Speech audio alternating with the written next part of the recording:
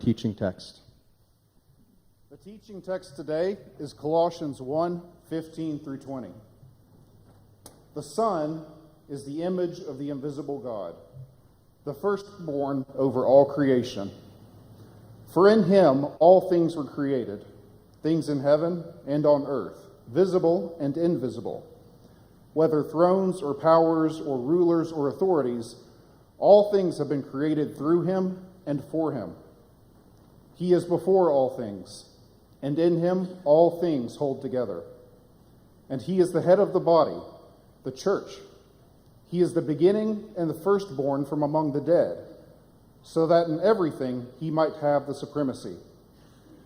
For God was pleased to have all his fullness dwell in him, and through him to reconcile to himself all things, whether things on earth or things in heaven, by making peace through his blood shed on the cross.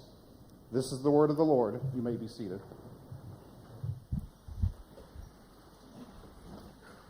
What a great day you picked to be with us today, whether you're a guest or you're here every week. We're so glad you're here. I'm so glad you're here. And if you're joining us online, and we love the fact that you're able to do that as well. But we're just so glad that you're here. For a while, my family and I lived in the St. Louis area, and we lived in North St. Louis. There's a little bend in the Mississippi River, and we lived just kind of underneath that bend in the Mississippi River. And right across the Mississippi River is the town of Alton, Illinois. Alton, Illinois was the home of Robert Wadlow. If you know who Robert Wadlow was, he's the, I think to this date, in recorded human history anyway, the tallest person who ever lived. If I have my facts right, I think he was something like 8 feet 11 inches tall. Very, very tall. And he grew up in Alton, Illinois, and you can go there today. We took our kids when they were little, and we have pictures somewhere that I could not find of them with a statue, and you can compare your size to Robert Wadlow. Well, I first heard about Robert Wadlow when I was in college. I took maybe my favorite class, wasn't anything to do with my major, but I took a genetics class in college, and I learned about why things like what he had, which was called giantism, happen. What happens is the DNA sequencing in your body is disrupted, and so there are diseases that can happen, abnormalities that can happen. What happens is the code gets broken. And the way you get to health is you make sure that the code is in order. So this morning, what I want to talk to you about is the code for Christianity. I want to make sure the code is not broken. Here's what it is. It's the title of the message today. It's Christ before Christianity. Would you just touch your neighbor and say, Christ before Christianity? Just poke them on the shoulder.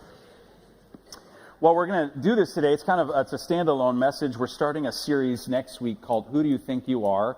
That's not an accusation, it's a question. We're going to examine who is it that you are? It's a question today. Who am I? And we're going to go through a book in the New Testament called Ephesians, which is all about who you are. I would love it if you would take a picture. Do we have that right there? Yeah, we do. You can take a picture of that while it's up right now. You can text it to 2 or 3 people this week. I think it's going to really help illuminate who it is that you are and how you can understand that. But today, we're talking about this. We don't want to miss the code. We don't want to miss the code for you. We don't want to miss the code as a church. If you miss the code for your faith, if you miss the code for you, you're a broken you. If you miss the code for the church, it's a broken church. If you miss the code for your faith, you live with a broken faith. So I want to talk to you about how you can have 5 ways to be an authentic Christian in our moment around this idea of Christ before Christianity. You ready? 5 ways.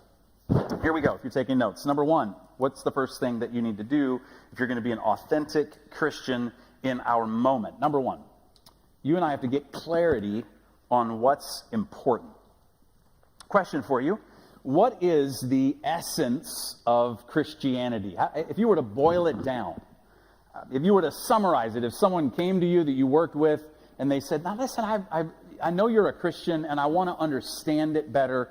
What is Christianity about? What would you tell them? What actions would you say they need to take? What beliefs would you say they need to believe? How would you summarize it for them? What would you say? What's the essence of Christianity? Now, that is 100% a trick question.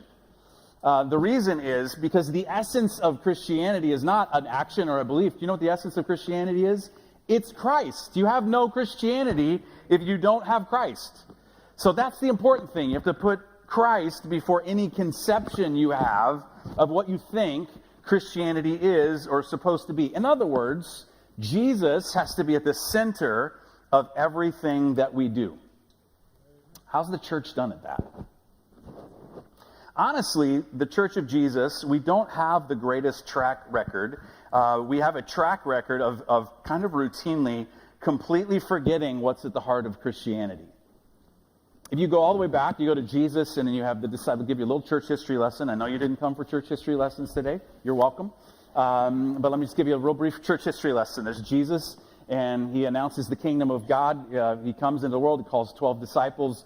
He dies on a cross for the sins of humanity, rises from the dead, Orthodox Christianity says, and then his disciples go out and they begin to spread the word. If you're keeping track, in the New Testament, Matthew, Mark, Luke, and John is the life of Jesus, and then the book of Acts is the acts of the first disciples of Jesus. And what they did is they went out all over and they planted little communities of Christians all over the known Roman world. And those are all then the letters in the New Testament were written to those different groups in Corinth and Colossae, where we're getting this letter today, and Ephesus, all those kinds of places.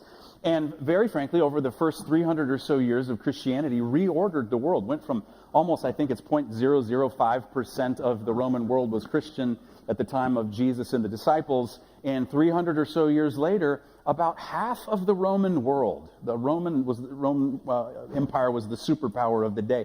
Half of the Roman world were Christians because of the message of Jesus. Talk about taking over.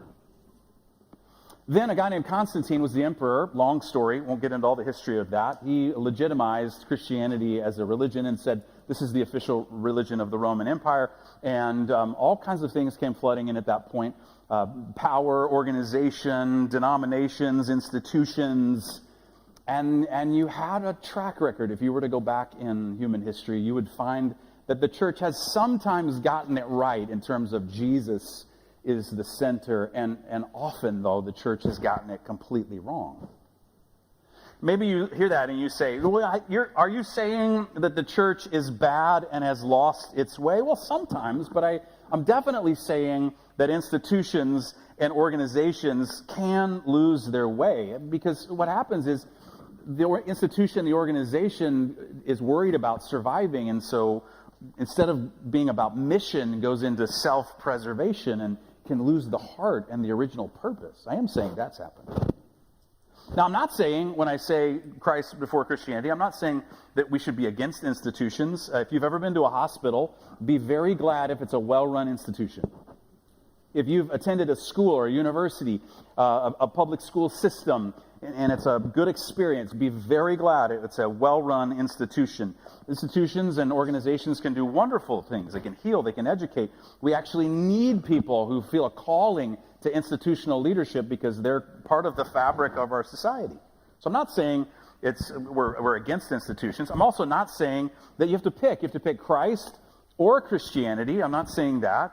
I'm not saying you have to choose Jesus or the church.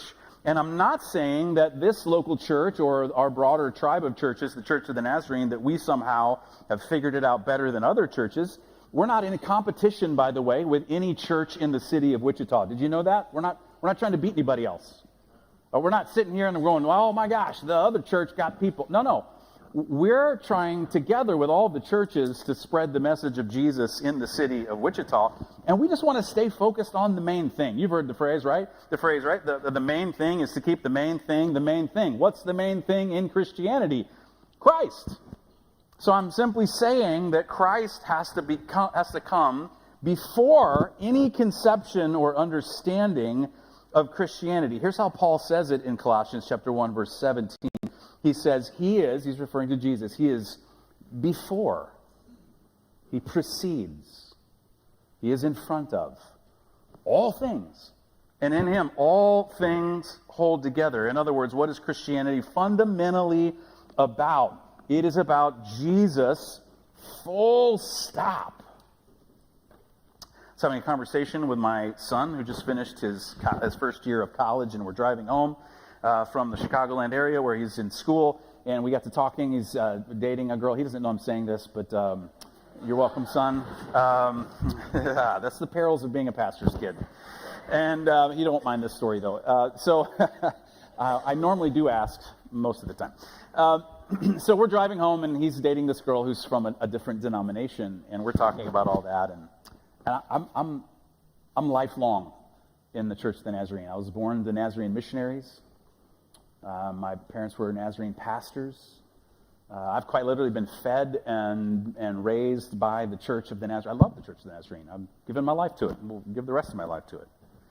And so we're talking about all this, and he's going to a Nazarene university in that area. We're talking about this. He said, "Well, Dad, I really want to identify myself as a follower of Jesus more than I want to identify myself as a Nazarene." And there was a part of me that went, "Oh." But then there was the better part of me that went, "Oh." We're trying to make sure that our thinking and our acting all begin with Jesus. I mean, shouldn't it be the case, if you're a follower of Jesus, that when you do something, people, when they come to you and they say, "Well, why do you do that?" The answer would be, "Well, Jesus." "Well, why do you think that?" "Well, Jesus." "Why don't you do that?" "Well, Jesus." I mean, that's what Paul's saying. Jesus is the reason for everything that we do. So we have to get clarity on what's important. Second thing, we have to see the mind games, what I'm calling the mind games of the moment. See the mind games of the moment. Christianity always struggles in every generation with something like an identity crisis. There's always, again, what I'm calling mind games, competing ideas, alternatives. Paul had some that he was writing to the Christians in Colossae here in this letter that we read. They thought they were supposed to worship angels, and some people came in and said, "Well, really what you're supposed to do is worship angels." And some others came in and said, "No, you're supposed to, that was called Gnosticism. You're supposed to not worry about the body, and it's about your spirit going to the eternal place someday." And Paul's writing about these mind games. A lot of the letter is written to counteract the mind games of his time. In fact, he says it in verse 21. He says, what can happen to us is we can be alienated from God and become enemies in our minds because we have other ways of defining and understanding the heart of Christianity. And what happens when we engage in these mind games, I'm going to describe a couple of them for you here in just a second, is that inevitably we treat Jesus like a prop, or Jesus is an accessory. You know how you get a phone, whether you get an iPhone or whether you get a non-iPhone, and you and then you go to the store and they've got like that whole thing of cases, and if you're, I'm sorry if this is sexist, but it's mostly women. You get all these like little glittery things and bobbly, you know what I'm saying? You know, things you can add to the back like a magnet, and you pick out all of your accessories. Wouldn't it be kind of foolish if you carried this thing around in your pocket for the accessories and you made it about the accessory? I know some people do. They're like, "Check out my bling." But wouldn't that be kind of foolish? That's kind of what happens when you play mind games, is you make it about the accessory and not about Jesus, and the accessory becomes the code. Let me give you an example. It's kind of a philosophical example. It's a historical example, but it might help illuminate this a little bit. For maybe the last 400 years or so, human society has been going through what's called the Enlightenment. And 400 or so years ago, the thinkers in the world said, "You know what? We need to believe only things that make rational sense.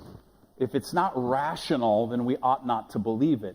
And one of the fruits of that is the idea grew that the only thing we can say is rational is something that we can verify. It's empirically verifiable. That's honestly the basis of science, which grew out of the exploration of God's world. That's a whole other discussion.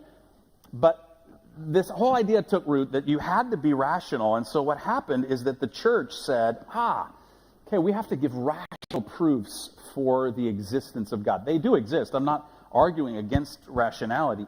But what happened was we put aside any other way of knowing or understanding the world other than what we believe is rational. We're still kind of based on that today. Now, of course, there are many other things that we can't prove that exist.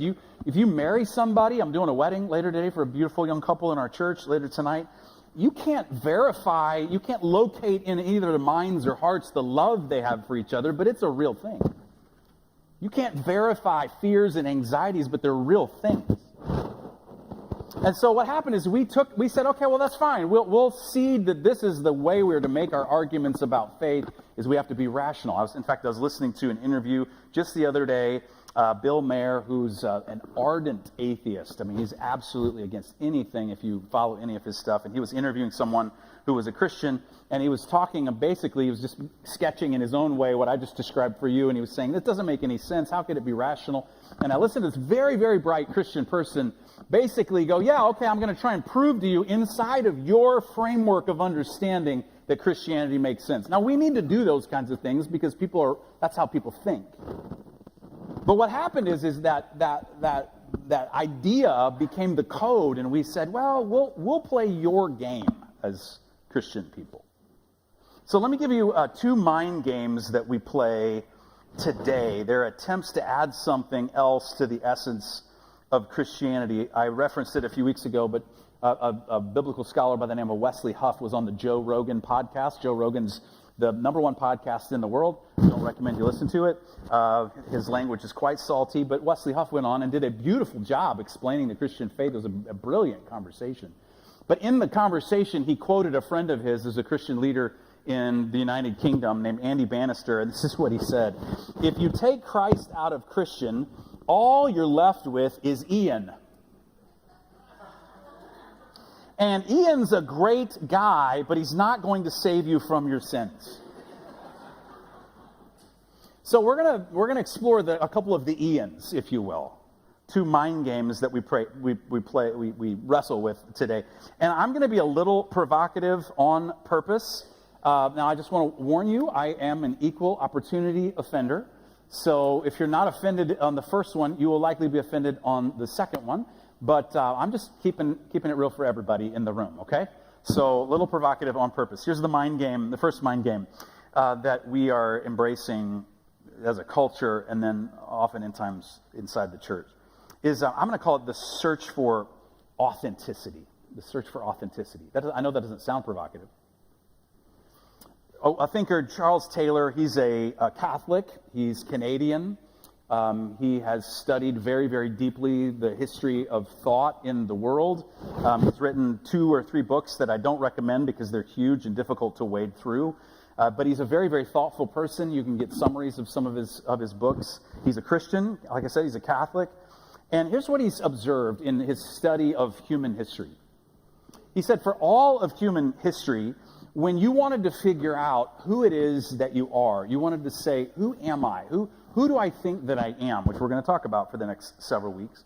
That for all of human history, up until very, very recently, that was given to you. Your family would tell you who you were. Your country would tell you who you were. Your tribe would tell you you're Greek.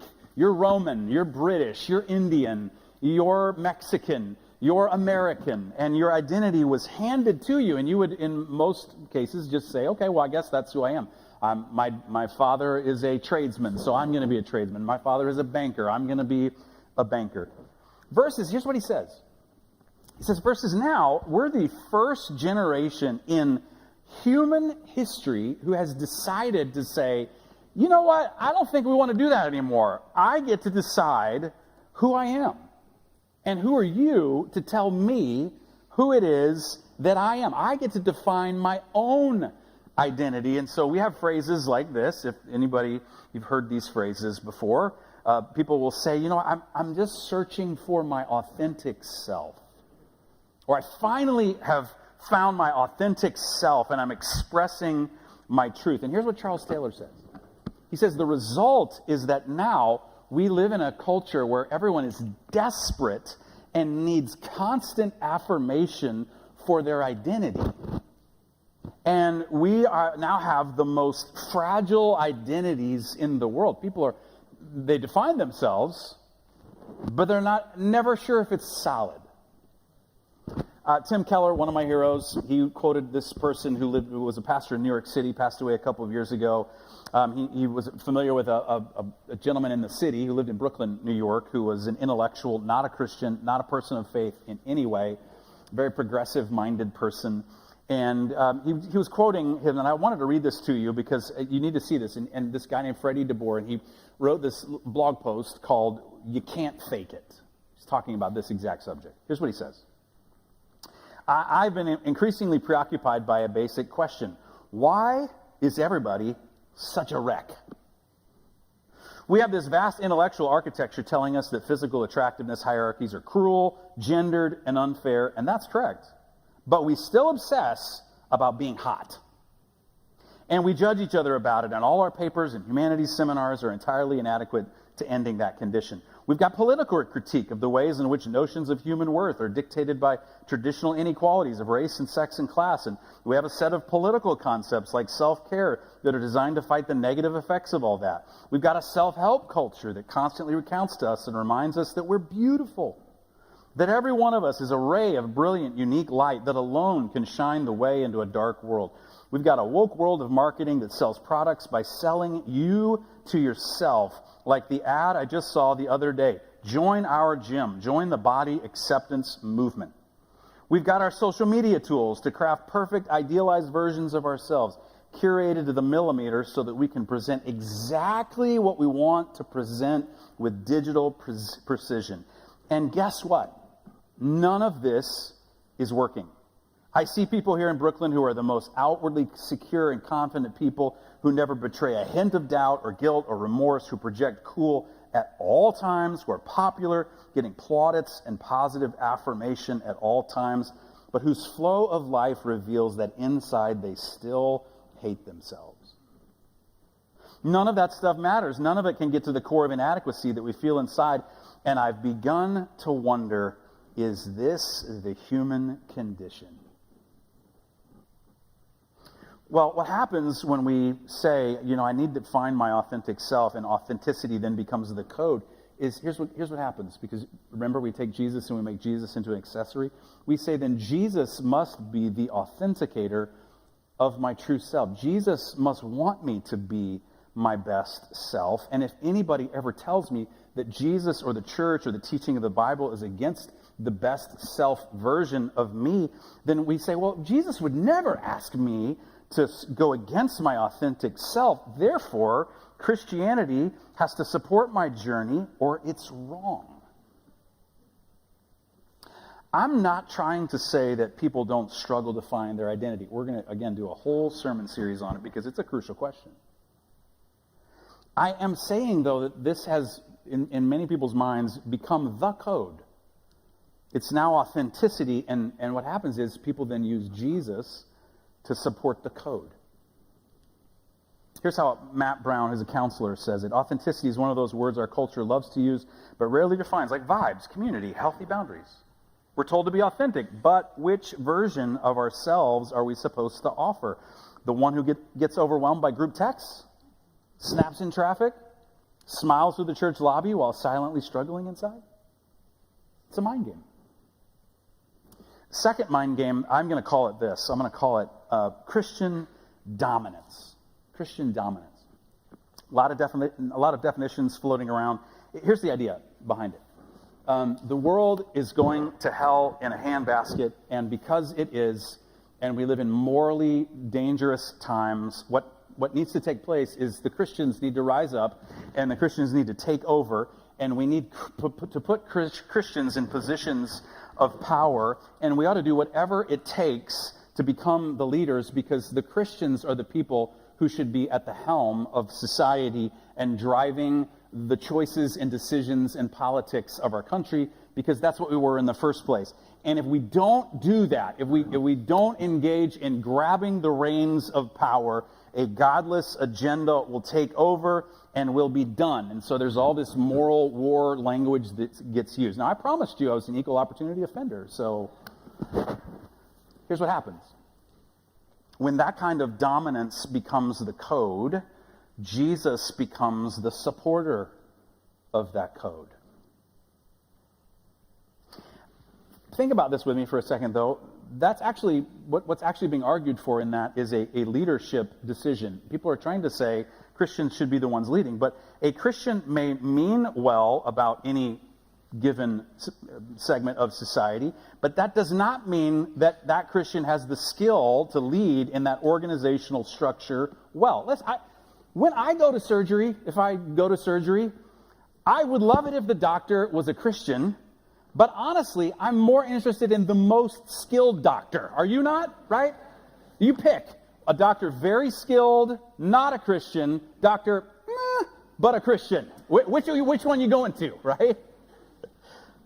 And so here's what happens when we engage in this mind game about Christian dominance is we engage in rank hypocrisy. Because what happens is once we find the leader that we think should be in place, then what we do is we baptize all of their actions. Oh, well, we finally got our person. Let's overlook all their hypocrisy. Let's overlook their track record.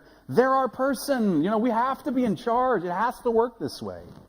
And so we have phrases like, well, we're picking a politician, not a pastor. In other words, let's just overlook that stuff. You'd never apply that principle to anything else. You'd never go, well, we're picking a mechanic for our car, not a pastor. Oh, we're picking an accountant, not a pastor. Oh, we picked a principal for our school. We're not for our kids' school. We don't need a pastor. In other words, we'll overlook things in that person's character. We'd never do that. So we engage in rank hypocrisy. Have I offended everybody in the room? Is everyone feeling good?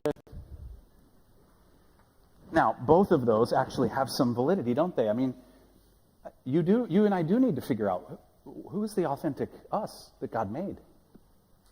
We do need leaders with character. It's not like we have to pick either or of these.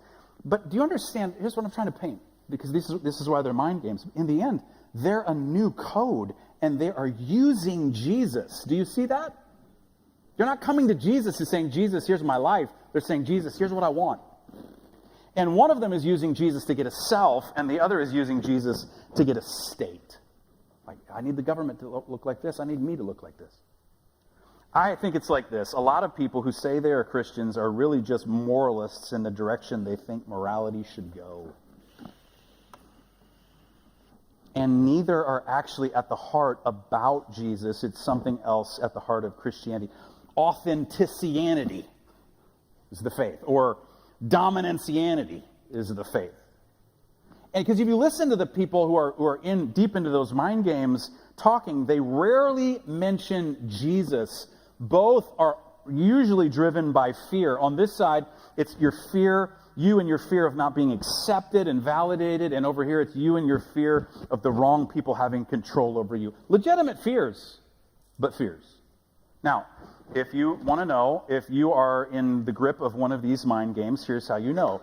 If, as I was talking, you found yourself trying to defend one of those, or if at lunch today you lean over to someone and you say, well, let me tell you what he doesn't understand about that. At that moment, you'll know. Mind games of our moment, you're forced to pick one. Here's what Paul's saying. Pick Jesus instead. Here's Paul. For in him all things were created. All things have been created through him and for him. What things? All things. Are you included in all things? Yes. Thrones, powers, rulers, and authorities? Yes. They don't legitimize Jesus. Jesus legitimizes them. And Jesus is the fulfillment of both of those things. We'll talk about that more in the next series. Third thing, use conversations to build bridges instead of walls. Here's how Paul says it in verse 22. But now Jesus has reconciled, that's a bridge, it's a bridge word, has reconciled you by Christ's physical body through death to present you holy in his sight, without blemish and free from accusation. You become a reconciler. Third week in a row, I've given you a 7-day challenge. Last week, I prayed for a card. Some of you got a card at the end and prayed for someone that was confessing something, and I hope some of you will take up John Wesley's questions and build groups. We'll talk more about that in the days to come. But another 7-day challenge for you. What if this week, all of your conversations, you started out in the morning and you said, all of my conversations today, I'm going to work to build bridges, not walls. And because that's what Jesus does, is he builds bridges. Paul Cunningham, who was a pastor of a different generation, well known, some of you know who Paul Cunningham was, told this story. I loved it. It's stuck with me ever since I heard him tell the story. But he talked about these two brothers who owned land next to each other, and there was a creek between them, and they got into a dispute. And the one brother blamed the other brother and said, it's your fault. And the other brother said, no, it's your fault. And they stopped talking. And their families separated, and there was division, and they didn't know what to do. He said, till one day there was someone coming through town who was a carpenter, and he heard about the debate between these two brothers who were prominent citizens in that town. And while they were sleeping one night, he took some of the wood, and he built a bridge from one side of the creek to the other. And in the morning, the two brothers came out. And the one brother got his side of the bridge, and the other brother got his side of the bridge. And he said, you built a bridge.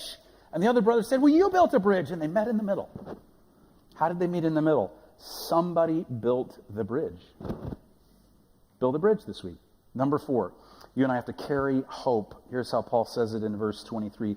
Continue in your faith, establish and affirm. Don't move from the hope held out in the gospel. Wouldn't it be great if you could kind of metaphorically carry a backpack around as a follower of Jesus? And whenever you're in a situation that needs hope, you just say, hey, time out a second. I'm going to take this backpack off just a second while I take out my hope. Wouldn't that be something? When you think about Jesus and the people that Jesus valued, who did Jesus value? Well, there are two kinds of people Jesus valued kind of the most if you read the text of the New Testament. What I'm going to call the lost and the least. Some of you are familiar with those words, the lost and the least. The lost, it's a way of describing value. When you lose something, the reason you call it lost is because it was valuable to you. You know the song, Amazing Grace, I once was lost, but now I'm found. Kind of odd wording, isn't it? Shouldn't it be, I was lost, but I found my way? No. What Amazing Grace is trying to communicate is the heart of Jesus, that when you're lost to somebody. You're valuable to somebody, that Jesus paid with his lifeblood for you. And then the least, Matthew 25, this long list of Jesus says, here's the people that are important to me. Anyone struggling, the least of these. And so, Christ before Christianity means that we carry hope for the lost and the least. It's in our code. It's in our DNA. One of my heroes is a guy by the name of John Wesley. He was a clergyman in the Church of England in the 1700s. Many people say that John Wesley and what he did, he rode by horseback 250,000 miles, preached I don't know how many thousands of times. He would travel all over England, and England had slaves like America had slaves. They never went through a civil war, and many people attribute that to the teaching and preaching of John Wesley. In his day, he was the most famous man in England. And he would go all these places and preach to all these different groups of people, and he would go to the coal mining district, and the men would come out from the mines, all covered in soot. And he wondered if he was getting across the message of Jesus. He didn't know. He's like, is this making any difference? Until he saw the streaks of tears coming down their cheeks. Why? Because he carried hope. He carried hope to the lost and to the least. Carry hope. Number 5, love the gospel. Verse 23, this is the gospel you heard that's been proclaimed to every creature under heaven. What's the gospel? The gospel is the person of Jesus, his entrance into the world as a baby, his life, his teaching about the kingdom of God, his sacrificial death on the cross, his rising from the dead. The gospel is not a message about some idea. It's an announcement about the availability of God to you, a person. The gospel is a person. Jesus is the gospel. The word literally means good message. Well, the good message about what?